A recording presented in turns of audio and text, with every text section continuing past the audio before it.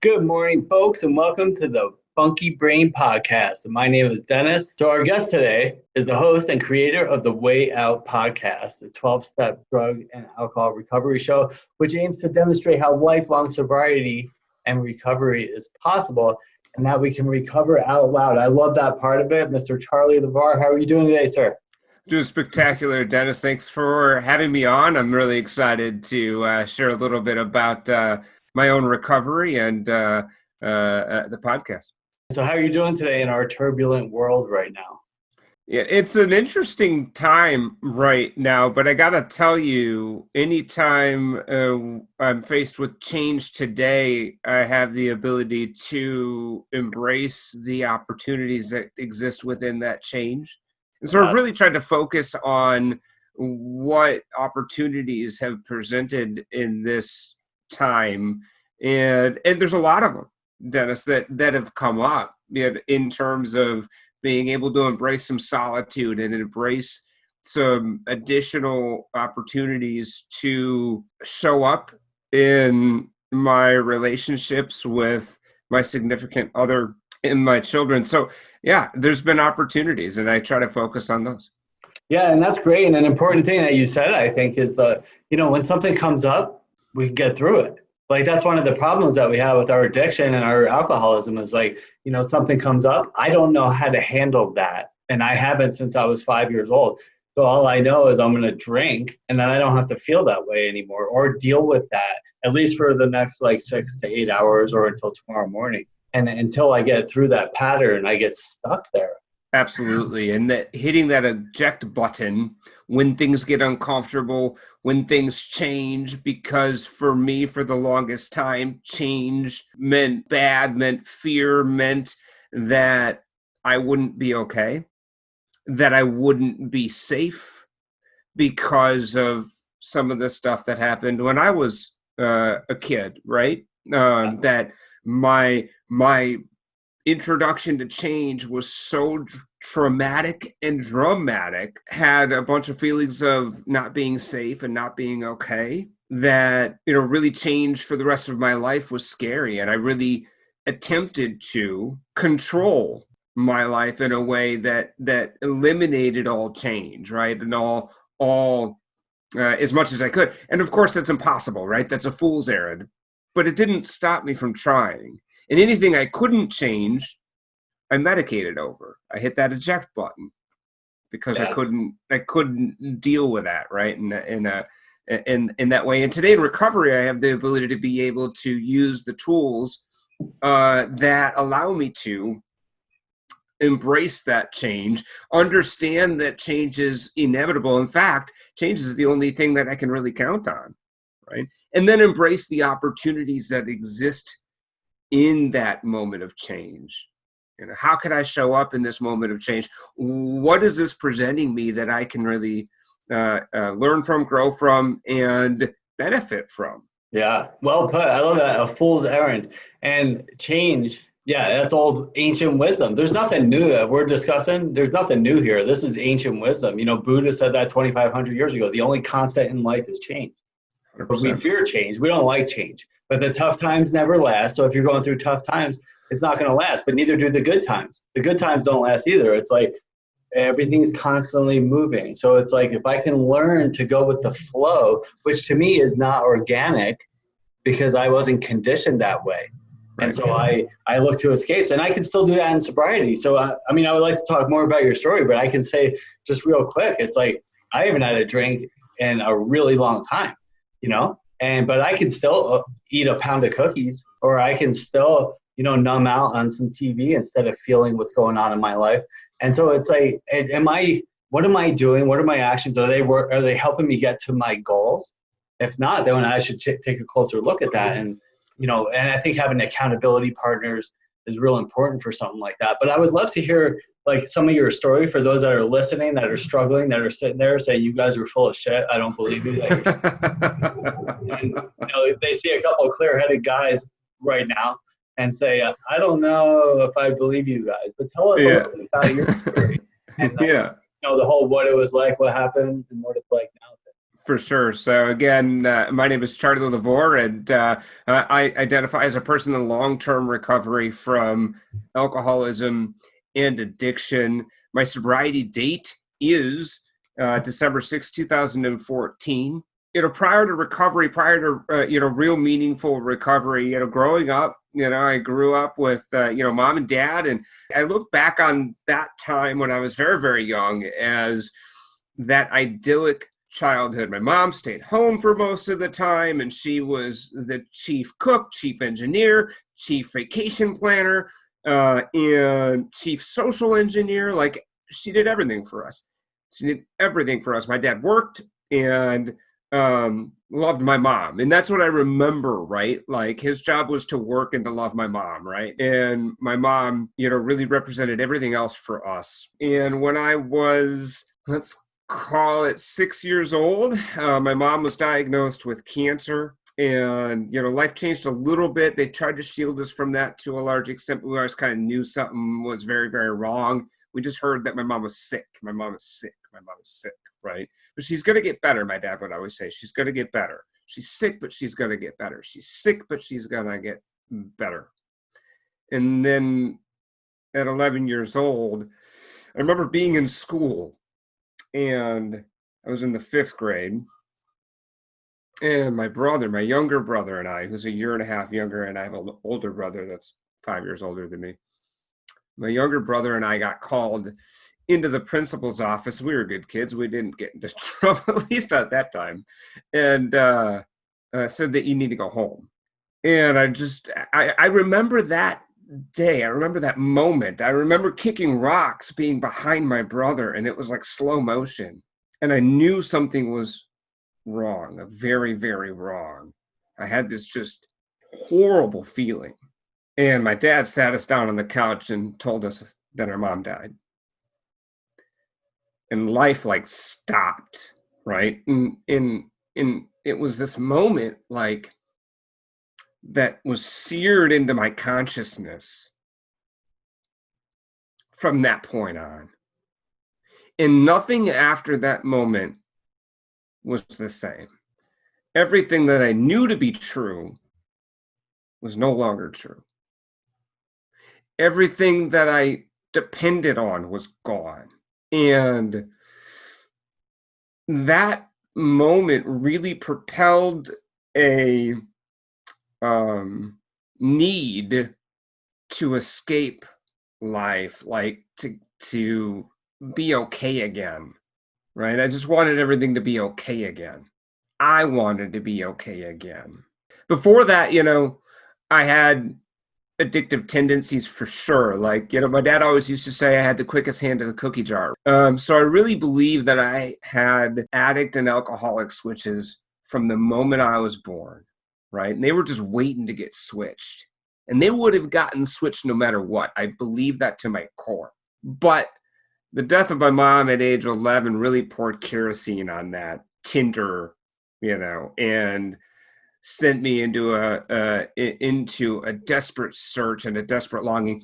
So the first time I drank, I was 15 years old. And I remember, Dennis, the first time I drank, and it was at this party, it was magical. I felt like I had arrived. I felt like it unlocked things in me that I couldn't unlock by myself.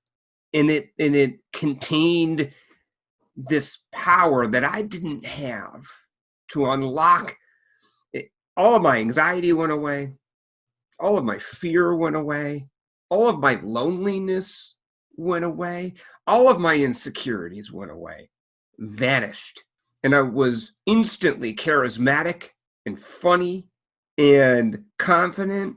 And I could talk to girls. It was the life of the party. I had arrived.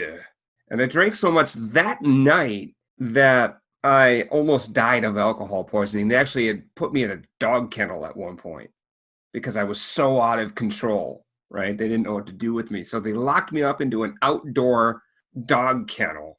And I passed out and my lips were blue and I stopped breathing. And my best friend checked on me, saw that I wasn't breathing, saw that my lips had turned blue, and started to pound on my chest in an attempt to revive me, and he did somehow, miraculously, obviously. I don't remember any of that. That's a blackout. I went to treatment right away when I was after that because my folks found out and I had to go to the hospital. And so I went to treatment right away and became the treatment ninja, at 15 years old. I'm waxing poetically about steps that I have no intention of working. And I knew what they wanted, right? I didn't want to quit, though. I mean, I just didn't want to quit because I just found this thing like less than a year ago. Like, why do I want to quit right now? This is the answer still. This is still very much the answer for me. In fact, I don't even know what I'd do without it at this point, right? So I'm at they're passing the coin around and everybody's, Charlie, you're going to stay sober forever. If I just had just a little bit of the wisdom that you had, I'd be, and Eileen, the head treatment counselor, usurps the circle. I didn't even know this woman was paying attention, okay? And takes the medallion, looks at me, and says, you're lying to this group. You're lying to yourself. You will use again, and it will probably kill you. And she walked out. I never forgot that. So every time after that my disease became unmanageable, that my alcohol and drug use became unmanageable, and that unmanageability would surface, she would come up into my consciousness. You're lying to yourself. You're lying to this group. You're going to use again, and it's probably going to kill you. That would come up in different instances. Sometimes it was a DWI. Sometimes it was a lost relationship, right? A failed marriage. I got another DWI at 20, did the same thing where I waxed poetic about steps, stayed sober for about a year on fellowship at about 20 years old. Ultimately, I didn't work any steps. I got a sponsor for a little bit, but I didn't really, I didn't work a program. I didn't work any steps, so I didn't get better. Ended up having a kid with a gal that I was seeing at the time, and the 12-step program went immediately away because I had a kid that I needed to take care of, and really tried to focus on that. And that's where addiction whack-a-mole kind of came up into my life, right? Where drugs and alcohol started to take a backseat, and food and money, porn, those kinds of things came up. As those things receded, then that marriage failed and alcohol came roaring back for me because it was, it was that friend that I needed. And alcohol had always been my first love, right? I've had other addictions in my life and other compulsive behaviors in my life, right? But alcohol was that first love and that drug of choice, if you will. I'm on my third marriage. I'm in my early 30s. My wife at the time, we've been together for about a year, and she looks at me and she's like, you drink every day. I said, yeah, baby, it's not a problem. I only have a few. She gives me that kind of cockeyed look like, okay, well, now she's starting to count, right? Because I've set the it's only a few precedent. And the problem with outsmarting somebody that's A, already smarter than you, and and B, not drunk, is it doesn't work super well. All right. So I'm trying to rotate, booze in and out of the fridge from the garage. So she thinks I'm only having a few. And I'm getting really sick at this time. So I'm not eating in the morning.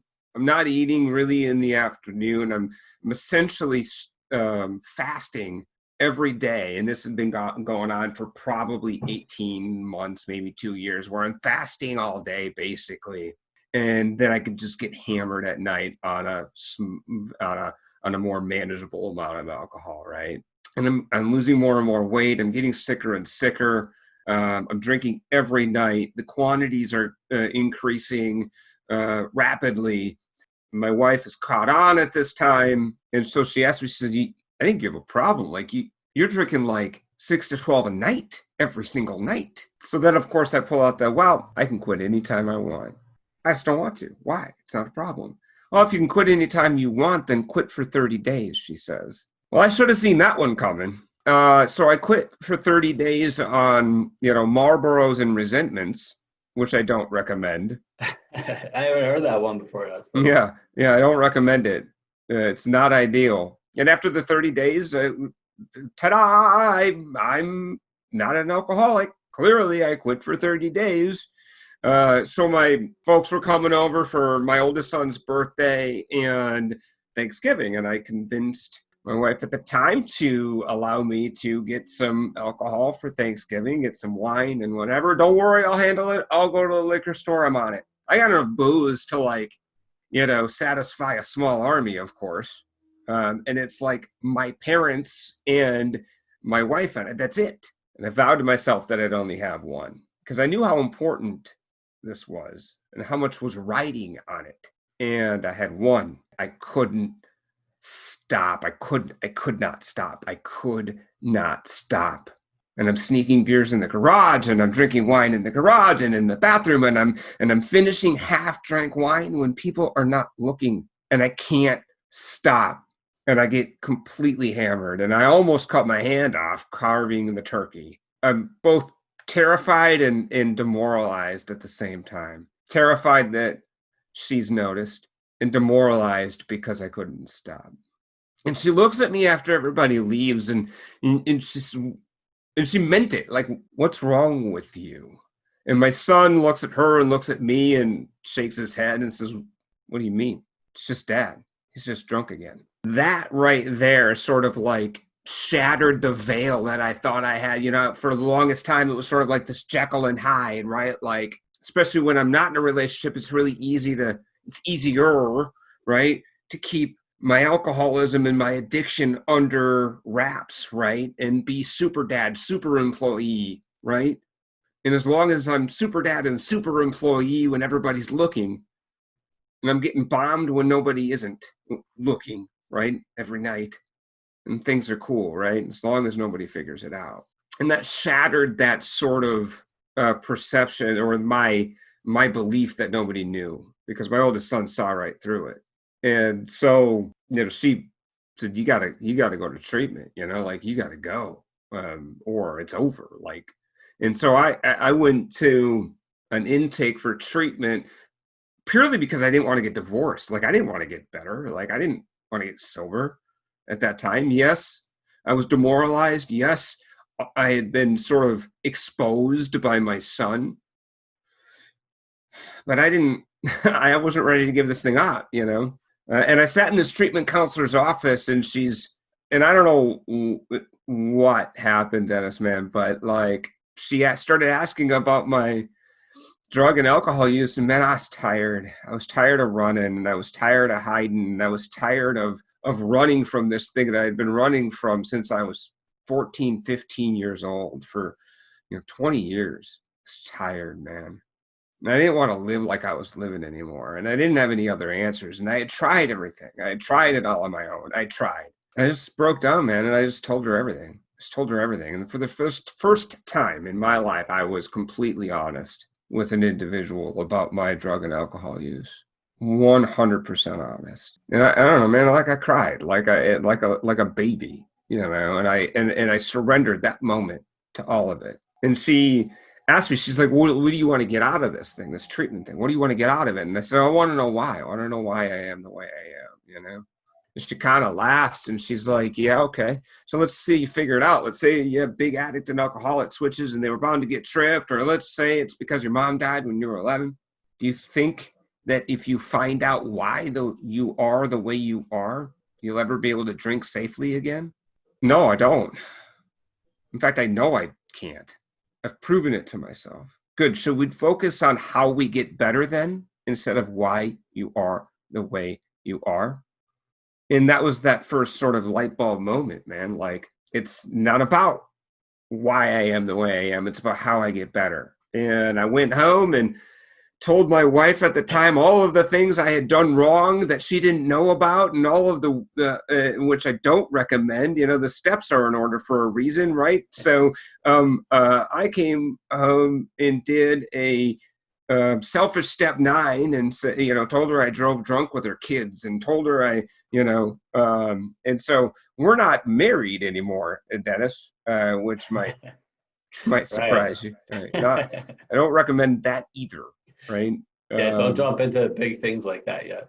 no, I wanted to unburden myself, right? And that was a selfish activity. That was not, that was not a selfless activity. That was very selfish. But I finished treatment, and God bless her. She kept me on her insurance long enough to, afford a treatment that I could not have afforded on my own with the insurance that I had. So I'm forever grateful to her, though we're not married anymore, that she gave me that sort of parting gift, right? She had a lot of issues with alcoholics in her life. Her dad was an alcoholic, all that stuff, right? So it was sort of like that was not going to work, like that was not going to work. But she left me that gift, man, and I'm forever grateful for it because I really surrendered and then started to take suggestions from people that had what I wanted. That's a great story. I mean, it's common. A big theme that you were talking about. Well, one was the honesty, being honest Right. with yourself, where you are in life, how do you feel, what's really going on in my life? Because once you admit that, now you can work on fixing it, right? Right. If you keep stifling that, if you keep blaming other people for what's going on in your life, complaining, accusing other people of wrongdoing, you're going to continue to stay sick. Another important piece that you really hit on, which I think is so important, is focusing on how can I get better? How's life going today now that you've recognized a lot of these things? What are some of the things you do on a daily basis, and how is everything going? Somebody once said in a 12-step meeting, and that's really applicable to my life today, is I have problems in areas in my life where I didn't even used to have areas. Yeah, I love that one. That's a good one. And that's very applicable in my life. Look, I buckled down and I worked the steps in order with a sponsor, and that was transformative for me. And in parallel, I engaged in meaningful work with a therapist that I could trust, EMDR, which allowed me to move through the trauma in my early childhood surrounding the death of my mom, and that the post-traumatic stress that really kept me stuck. In those two things in parallel really transformed my ability to be able to live life one day at a time without having to use drugs or alcohol. So those big pieces were transformative for me, Dennis. And now it's about continuing to integrate recovery into my daily practice. So what does my daily practice look like, right? And so I would listen to things that people would say that had what I wanted. And, part of the reason I started my podcast is because for the first time in my life, I actually started listening to people, and it moved me and it changed me. And I started to apply these things, right? I never listened to anybody else before. I heard them talk, but I never listened. I was only interested in hearing myself talk. And these stories they blew my mind. These stories have to get out of the church basement and be more accessible. And it was sort of an amend to the times where I would just wax poetic about steps that I didn't work, in these meetings, and stuff. So it was a great way for me to be able to get, other people's stories out. But I learned things from people and I applied them in my life, and I still do that today, right? And so it's about the seeking, searching, and the willingness to grow in my spiritual life and in my recovery life. So I get up in the morning and I first thing I do is I hit my knees and I pray to a God that I really don't understand and I really have no concept of.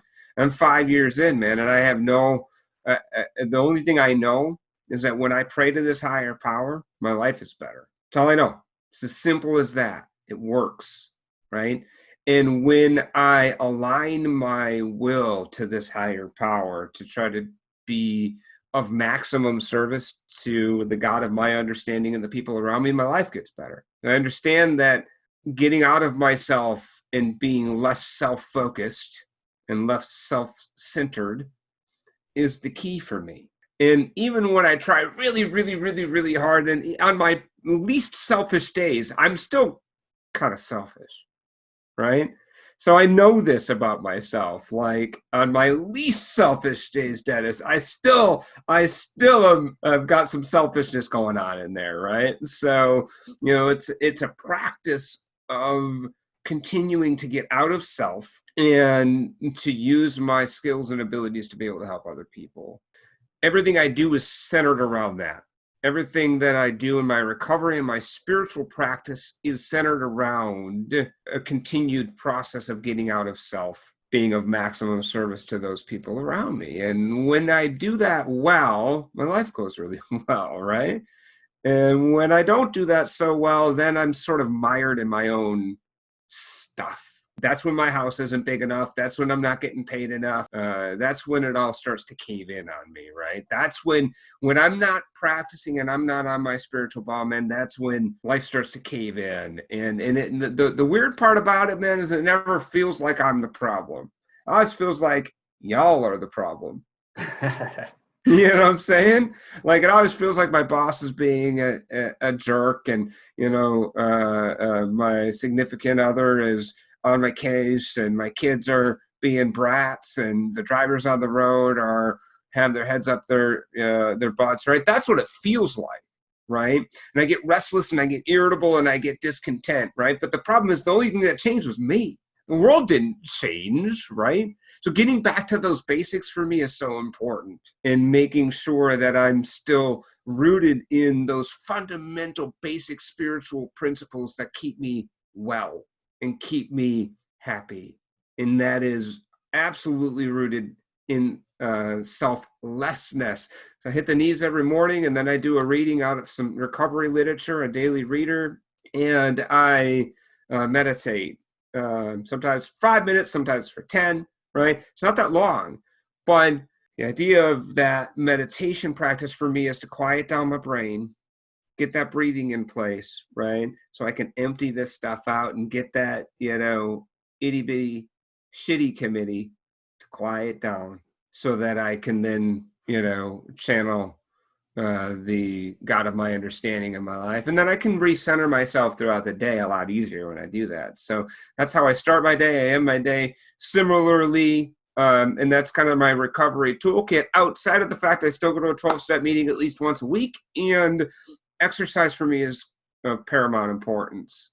Daily exercise for me is critical, taking care of mind, body, and spirit, right? And that self-care that goes around that, right? So it's some days I'm better than others, but, exercise is non-negotiable for me, man.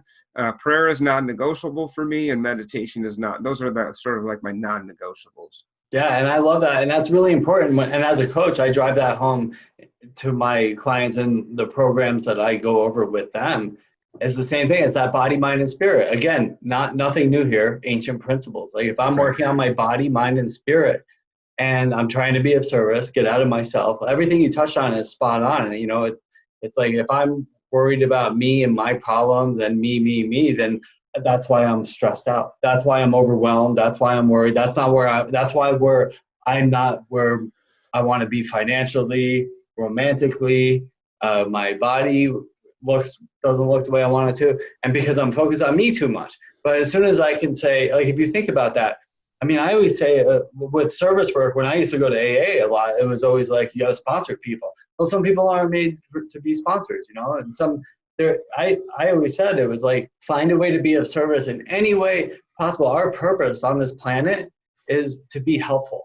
That's our purpose, and I'm talking about, like, it can be like pushing the shopping cart in the parking lot when you go to the store. When somebody's done unloading their groceries, say, can I take that for you? You would think that I just said, can I give you $10,000? Because that's like, somebody is so grateful that you took that shopping cart away. Or it could be opening the door for somebody, or it could be smiling to a person who is frowning.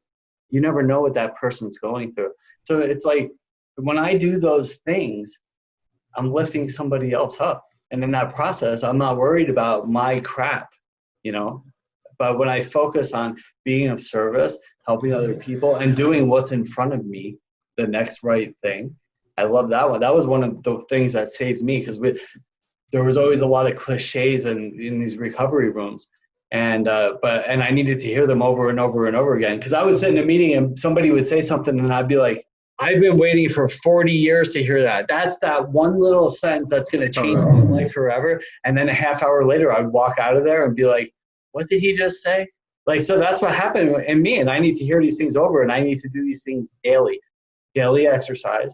I need to eat well, stop pumping crap into myself. You know, that first month, a couple months or whatever, if you need to eat chocolate and have a cigarette, if that's your thing, do that. And then I need to continue to work on myself and get healthy. And then my life starts to improve. So awesome stuff. How can people get in touch with you if they want to talk with Charlie? www.wayoutcast.com. That's the website for the podcast. You can hit me up on social media there. All the links are there. You can drop us an email, share@wayoutcast.com. That's share@wayoutcast.com. We love sharing people's stories, man, because, you know, really ultimately that's what it's about. If I can share authentically, honestly, and openly about my own journey, somebody's going to hear that, relate to it, and find hope in it, right? If that guy can recover, if he thought like me, he did what I did, felt like I felt, and he got better, well, maybe I can get better too, right? Yeah. And that, my friend, is the whole point of the podcast. So reach out, drop us a line, and if you want to share your story with us, we'd be happy to share it. And Dennis, it's been great. Just to touch on what you just said before we close out here, is like, you and I are both doing these podcasts, and we're not making millions of dollars for doing this. This is what I was just talking about. Our purpose is to be helpful and to be of service. And we're doing this. I know you are, because we spoke a couple of weeks ago about all this stuff. I'm doing this because I almost died thousands of times. Like, who you see is not who I used to be. Mm-hmm. And if my suffering or my path that I took, if I can share that story and show you who I am today and how I got here, and if I could just save one person from driving their car into a house or wanting to commit suicide, or from being so depressed and losing their family and their business and their health, then that's what my goal is here today. And that's why you're here today too. And that's it, man. I mean, it's that I make hard work out of easy stuff. Oh man, no doubt about it. And I get, when I'm all wrapped up into, the problem, right? Boy, the problem gets pretty big. It turns into, the insurmountable mountain, man. But when I'm centered in the solution, and I'm centered in using my gifts and talents to help you all, and the rest of it takes care of itself. That's right. Awesome stuff, man. Well, thanks so much, Charlie. It's been an absolute pleasure. Super grateful. I hope you guys found some value, and tune back in for the Funky Brain podcast next time. I'll see you soon. Have a great day. So you can't think your way into a new way of acting. You have to act your way into a new way of thinking and being. Hi, I'm Dennis Berry, best-selling author, speaker, and life coach for addiction recovery. So many people are stuck in their addiction, whether it's like drugs or alcohol or food or shopping or sex or money, and they think they could just stop or try to figure it out on their own, but they don't change anything in their lives. Nothing changes if nothing changes. In order for change to happen, you have to change something. My clients will be like, oh, I'll stop tomorrow, or if this happens, then I stop, or someday I'll just give it up. And then they just sit around and think, and hope for different or better results, but it doesn't happen. You have to take action. Action most people aren't willing to take. People don't become willing until they're in enough pain, me included. And unfortunately, they wait, and they wait. And time passes by. Even if you are willing, you don't even know where to begin. And that's where I come in. In my best-selling book, Funky Wisdom, A Practical Guide to Life, I talk about the how approach. How do I get sober? How do I stop doing drugs? How do I become healthier? How do I have more successful relationships? How do I become more financially successful? And the answer is how. Honesty, open-mindedness, and willingness. I have to honestly admit that there's a problem. I have to honestly admit that things aren't going well and there needs to be changes. And then once I do that, the door opens and I become open to seeing new ways of living. And then I become willing to make those changes. You can't solve a problem with the same mind that created it. That's why I'm here to help. And, you know, I've been working with clients for over 15 years and helping them get clean and sober and change their lives and achieve inner peace and success. If you or somebody you love is struggling and doesn't know where to begin and how to make those changes to get to where they need to be, give me a call. Not tomorrow or in a week from now when you're hungover and your life is falling apart. Calm down. Start making that change today, and you'll be glad that you did. I'm sending you love and good vibes. Have a great day today.